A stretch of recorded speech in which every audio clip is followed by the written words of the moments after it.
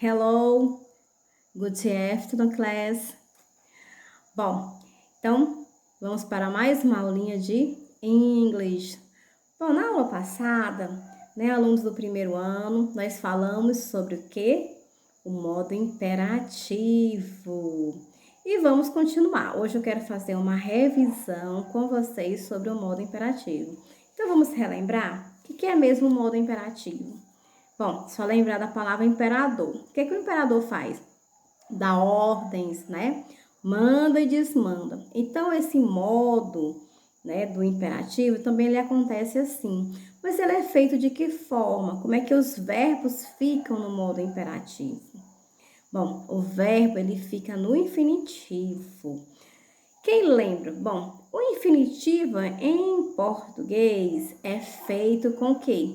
Com o acréscimo do are, er, ir, né? Como, por exemplo, cantar, dançar, fingir, né? Beber. Já em inglês, como nós não temos essas terminações de are, er, ir, nós usamos aqui uma partícula to para fazer com que os verbos fiquem no infinitivo, né? Como, por exemplo, eu quero dizer o verbo amar. Nós sabemos que o verbo amar em inglês é o to love. O verbo cantar, né? Canta é sing. Cantar, to sing, né? Bom, então a gente acrescenta essa partícula to antes dos verbos. Bom, mas no modo imperativo, as frases, como o modo imperativo dá uma ordem, fazer um pedido, dar um conselho, o que acontece, né? Então, nós falamos, né? As frases devem começar sempre com o verbo, como por exemplo, levante-se, né? Abra a porta, feche o livro, cala a boca. Então, normalmente, o modo imperativo, ele é muito utilizado nas questões, nos questionários que vem nos nossos livros, como, por exemplo, enumere de número tal, a partir do número tal. Então, copie as frases a seguir, resolva as continhas, complete as lacunas ou preencha as lacunas. Ou seja, começa sempre com o verbo e fazendo o quê? Um pedido, dando uma ordem, não é isso? Também onde é que aparece muito frases no modo imperativo? Elas aparecem bastante em manuais que diz, como a gente vai montar alguma coisa, como você vai montar, por exemplo, um aparelho doméstico.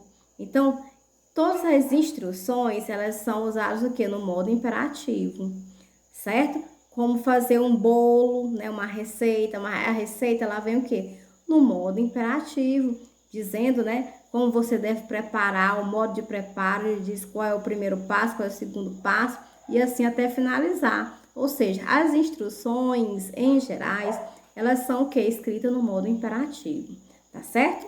Bom, então em inglês, como vocês já entenderam o que é o modo imperativo, nós vamos começar as frases, o quê? Com verbos. Verbos sem estar acompanhado da partícula to. Então, se eu quero dizer assim, abra o livro. Então, para dizer abra o livro, nós vamos dizer o quê? Open your book. Abra o seu livro. Tá certo? Bom, se eu quero dizer feche a janela. Close the door. Bom, as frases no modo imperativo, elas podem acontecer de duas maneiras. Elas podem ser afirmativas ou elas podem ser negativas. Bom, esses dois exemplos são exemplos de frases afirmativas, onde nós também podemos usar uma palavrinha para soar melhor aquele pedido, aquela ordem, como por exemplo, que eu digo assim, sente-se por favor, sit down please, Então, soa melhor quando a gente usa as palavras, por favor, é uma palavra que denota mais um pouco de de mais, né, de ser mais educado, de ser mais delicado com o outro. Bom, também, como eu já falei, nas frases negativas é só a gente acrescentar a partícula do not antes dos verbos, tá certo? Ou então a sua forma abreviada, que é o don't, do not ou don't. Bom, então como ficaria essa frase de abra o seu livro, por favor? Ficaria o quê na forma negativa? Don't open your book, please. Não abra o seu livro, por favor. Tá certo? Então, não esqueçam dessa pequena regrinha, tá? Que o do not ou don't, ele vem antes do verbo, tá certo?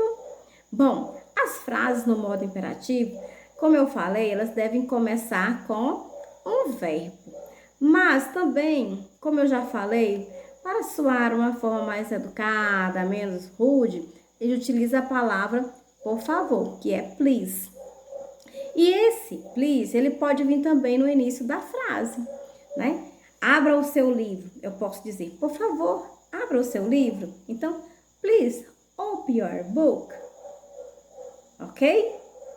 Entendido?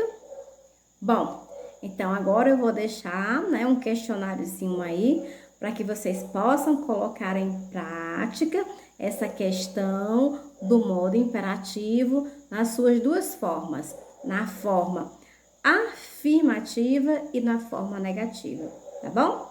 Qualquer dúvida, né, vocês podem me mandar um feedback, tá certo? Então, bye bye, see you!